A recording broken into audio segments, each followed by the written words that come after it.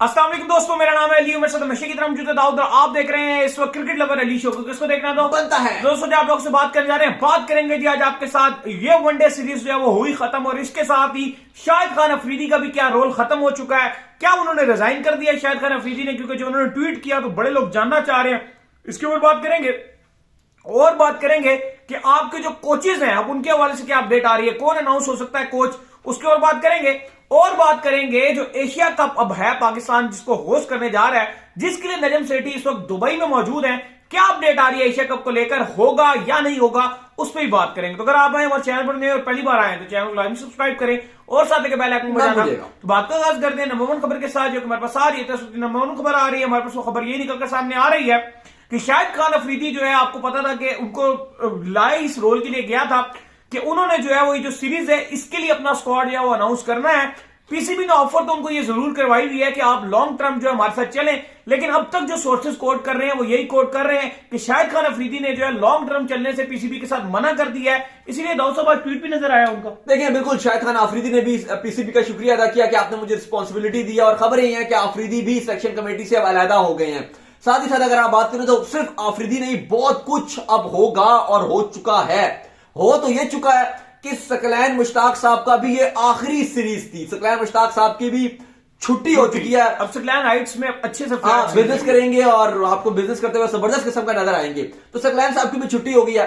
साथ ही साथ Shaun Tait वो भी आज रवाना हो गए हैं, और मेरा मानना है कि उनकी इतना कसूर नहीं है। उनको जो काम दिया गया था उन्होंने अपने अच्छा से ही निभाया है। उनकी इतनी गलतियां नहीं थी। इवन कुछ मीडिया के सवाल उनसे कहे गए थे और कुछ फैंस ने उनको उल्टा सीधा बोला था, लेकिन मेरे ख्याल से उनकी कोई इतनी गलती नहीं है। जो उनको कहा गया था बॉलर्स के साथ काम करने का, उन्होंने बेहतर ही काम किया है।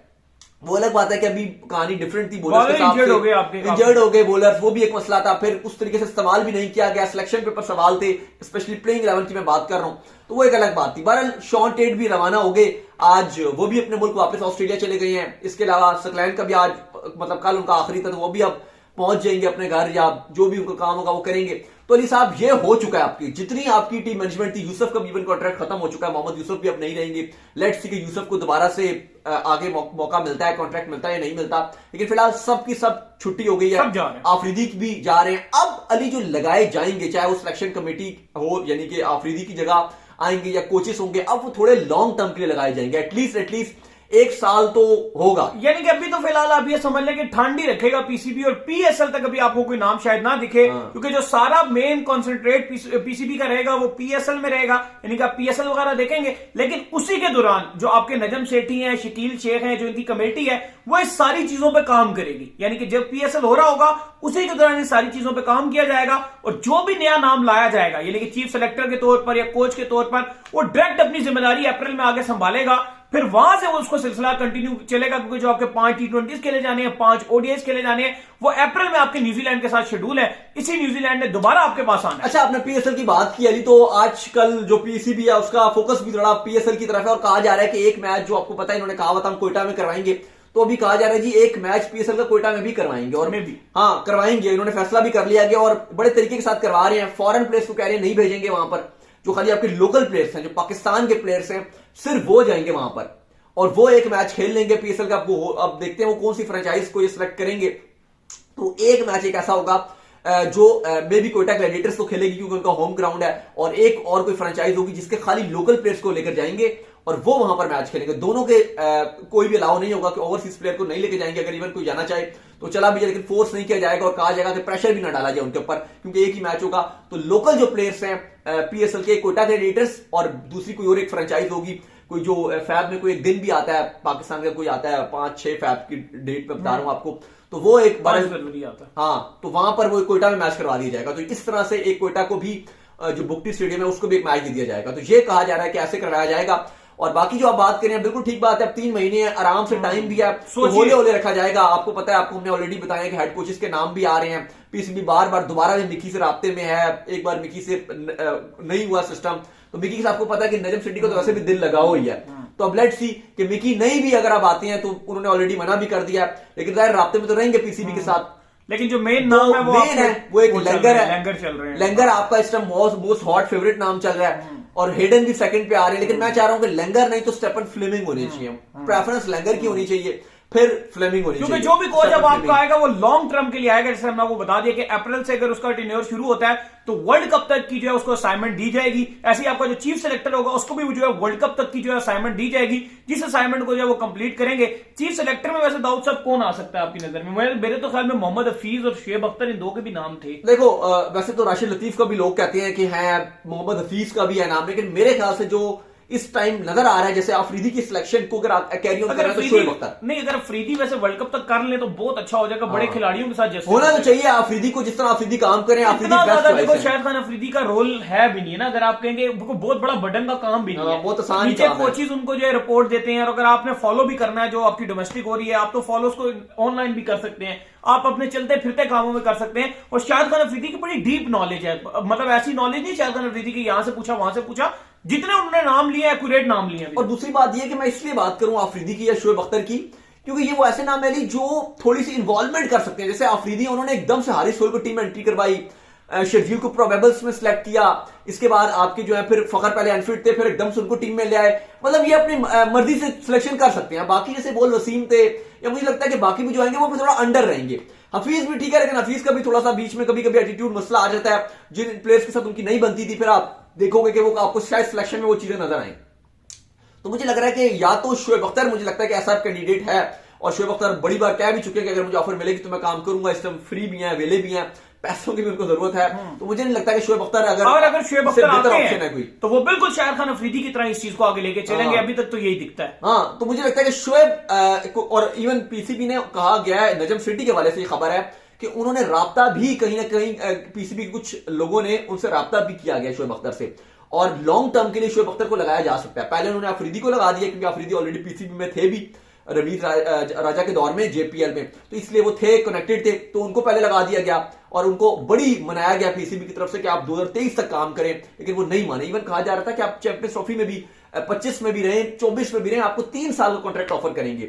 लेकिन जब अफरीदी नहीं माने 25 तक, तो इन्होंने कहा कि एटलीस्ट 2023 के वर्ल्ड कप तक आप काम कर लें, लेकिन अफरीदी वो भी नहीं माने। तो अब सेकंड नाम इनके पास शुएब अख्तर का है, तो आई होप कि अगर शुएब अख्तर भी आ जाए अफरीदी की जगह तो वो भी एक अच्छा नाम रहेगा। इसके बाद जो अपडेट आ रही है जी वो आ रही है एशिया कप को लेकर। तो जैसे आपको पता है कि एशिया कप को लेकर बड़ी कंट्रोवर्सी बनी हुई है। इस बार पाकिस्तान के अंदर एशिया कप है, इंडिया ने जो है वो कहा हम एशिया कप खेलने के लिए पाकिस्तान में नहीं आएंगे, जिसके बाद जो नजम सेठी ने कहा कि मुलाकात करते हैं और मुलाकात करके इन चीजों को जो डिस्कस करते हैं। और इसके लिए नजम सेठी जो है इस वक्त दुबई के अंदर मौजूद है, जहां पर उनके और जय शाह के दरमियान जो मुलाकातें भी जारी हैं। तो अभी तक की जो अपडेट आ रही है दाऊद साहब, वो तो अपडेट ये आ रही है मोस्ट प्रॉब्ली जो है ये फैसला हो सकता है कि जो इंडिया के कुछ मैचेस हैं उनको जो है दुबई में शिफ्ट कर दिया जाए और बाकी एशिया कप पाकिस्तान में करा लिया जाए। लेकिन अगर आप हमें रेगुलर फॉलो करते हैं, हमारा शो देखते हैं, तो अब भी नहीं, हम 1.5-2 महीने से आपको यही बता रहे हैं। जब रमीज भी इवन थे, हमने उस टाइम आपको बताया था कि होगा ये, और हम 10 बार बता चुके हैं एक ही बात, आपको पता क्योंकि कि होगा ये कि सबको खुश किया जाएगा, पाकिस्तान को भी खुश किया जाएगा, पाकिस्तानी फैंस को भी खुश किया जाएगा, बीसीसीआई भी सेटिस्फाइड होगा, इंडिया भी सेटिस्फाइड होगा, सब खुश होंगे। और होगा ये ऐसे कि एशिया कप पाकिस्तान के पास होस्टिंग राइट्स होंगे, और आधा एशिया कप या कुछ मैचेस इंक्लूडिंग पाकिस्तान के कुछ मैचेस, सारे पाकिस्तान के मैचेस भी ये पाकिस्तान में नहीं होंगे, लेकिन कुछ मैचेस यानी कि 5-6 मैचेस एशिया कप के वो पाकिस्तान में हो जाएंगे, और आधे मैचेस आपके इंडिया में, सॉरी दुबई में हो जाएंगे, इंक्लूडिंग इंडिया के मैचेस और फाइनल। तो ये कहा जाएगा कि जो पहला हाफ है, क्योंकि देखो कहा ही जा रहा है कि अगर इवन आप पाकिस्तान में भी एशिया कप करवाते तो आप पिंडी में करवाते, लाहौर में कराते और कराची में कराते। तो पिंडी और कराची की फ्लाइट 3 घंटे की, तो 2-2.5 घंटा तो लग ही जाता है। 3 घंटे लग जाते हैं। हाँ, वही आप बैठोगे जाओगे, और वही दुबई से भी अगर आप 2.5 घंटा लगते हैं, और कराची से अगर आप दुबई जाओ तो वही 2 घंटे की फ्लाइट है, 2-2.5 घंटे की। तो बात तो वही होगी कि एक ही बात है, पिंडी टू कराची और कराची टू दुबई।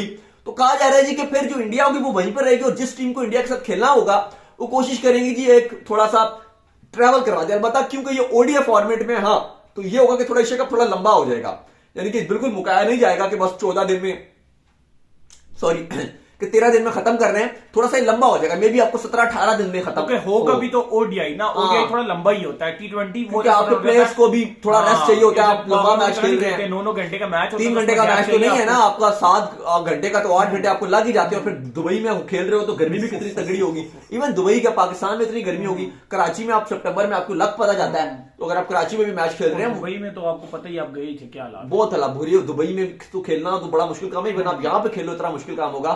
तो सीन अब ऐसा बनेगा कि इंडिया अपना सारे मैचेस जो है वो दुबई में खेलेगा, और पाकिस्तान, श्रीलंका, बांग्लादेश और जो क्वालिफायर अफगानिस्तान, ये अपने आधे से ज्यादा मैचेस ये पाकिस्तान में खेल लेंगे और फिर जो बाकी अगले मैचेस होंगे वो ये फिर जाके दुबई में खेलेंगे। तो यही इन्होंने फैसला पहले आपको बताया था कि करना ही ये है। अब इसमें क्या होगा, अब इसके बाद सुनिए अब आगे कहानी। आगे होगा ये कि फिर पाकिस्तान वर्ल्ड कप 2023 के लिए इंडिया जाएगा।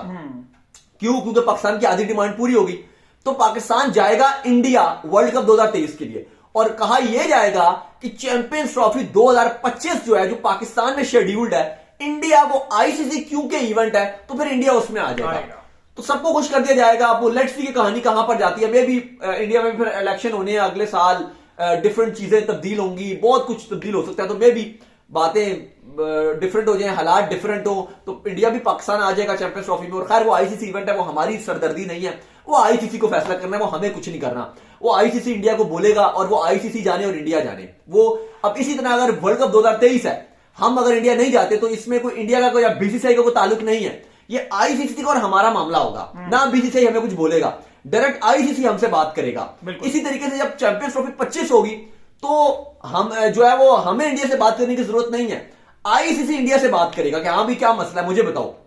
ऑस्ट्रेलिया आ चुका है यहां पर, इंग्लैंड आ चुका है यहां पर, साउथ अफ्रीका यहां आ चुका है, न्यूजीलैंड यहां पर आ चुका है, वेस्ट इंडीज आ चुका है, श्रीलंका आ चुकी है, टॉप नहीं सभी आ गई हैं। श्रीलंका आ चुकी है, बांग्लादेश आ चुकी है, जिम्बाब्वे आ चुकी है। कौन सी वो एक ऐसी टीम है आप बताओ जो नहीं आई? तो वो एक अलग मामला है। चैंपियंस ट्रॉफी आईसीसी का इवेंट है और अगर इंडिया फिर भी नहीं मानेगा तो इंडिया की कटौती होगी पैसों में और वो बहुत हैवी किस्म का नुकसान हो सकता है, या इंडिया पे पाबंदियां भी लग सकती हैं। सेम 23 में भी कभी नहीं चाहेंगे। हाँ, वो एक छोटी सी चैंपियंस ट्रॉफी होती है। और दूसरी बात यह है कि अगर यही काम आपने किया 2023 में तो जो मैंने बताया वो सब आपके ऊपर अप्लाई होगा। आईसीसी एक्शन लेगा और हमारा 80% रेवेन्यू आईसीसी से ही आता है। जो आपने मिकी को हायर करना है, जो आपने लंगर को हायर करने का सोच रहे हैं, जिसको भी हायर करना है, बाबर की सैलरियां, रिजवान, पीसीबी के खर्चे, शाह जो आपकी शाह खर्चे होती हैं, वो सब उन्हीं से चलता है। तो अगर आईसीसी ने आपके पैसे बंद कर दिए तो बहुत रोला हो जाएगा। तो उम्मीद करते हैं आज का हमारा शो आपको आएगा पसंद। आप वीडियो को लाइक कीजिए, हमारे चैनल को सब्सक्राइब कीजिए, साथ में बेल आइकन को बजाइए और एक और काम कर लीजिए और वो ये कर लीजिए कि इंस्टाग्राम पे फॉलो कीजिए। इंस्टाग्राम में मुझे फॉलो कर लीजिए, वहां पे मैं मौजूद हूं दाऊद क्रिकेट के नेम से। आपको कोई सवाल हो तो भेजिएगा, इनको भी फॉलो कीजिए। मैं जो क्रिकेट लवली ऑफिशियल के नाम से लिंक डिस्क्रिप्शन में जाइए, follow. Good night, sleep tight, अल्लाह हाफिज, का लिखेगा, बाय बाय।